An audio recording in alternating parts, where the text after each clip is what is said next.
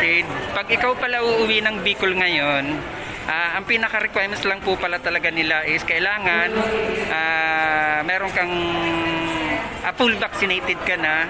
Pagkatapos kahit hindi ka na pala pwede, kahit hindi ka na mag-preserve or itong mismong araw na to, pwede ka na rin umuwi or mas possible na gusto mo mag-preserve ka na rin.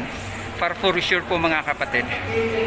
Doon po sa way na yun, doon po yung papunta doon sa ticketing booth, pauwi po ng Bicol. Ang may biyahe po, Peltranco, Cagsawa, Isarog, Superline, BLTB, pakatapos Arroyo Diaz, sa Raymond Bus, at saka yung the rest pa po. Yung pinakasabayan po namin na bus na Bilyesa at saka ng St. Jude, wala pa po isang diretso talaga totally sa amin.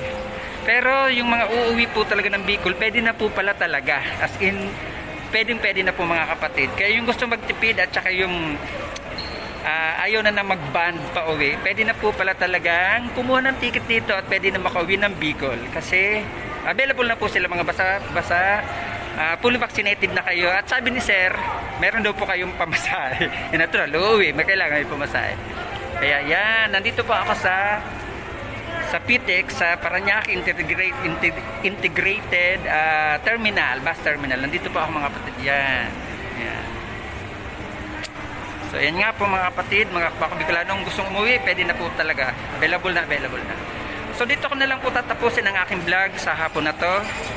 At tayo po ay uuwi na rin sa Cavite. Bali, dinerecho ko lang po itong lugar na to para lang po i-inquire ko na rin po kung possible na po talagang umuwi ng Bicol at may biyahe na pong bus pa uwi ng Bicol. Kaya so ngayon mga kapatid, kukuha naman po tayo ng ticket pa uwi na po ng Cavite. Bye bye po mga kapatid, huwag niyong kakalimutan subscribe ang aking YouTube channel, Ricky Uragon Vlog. Paki-like, paki-share at paki-pindot na rin po ang notification bell para updated po kayo sa lahat ko pong gagawing videos. Bye, God bless you.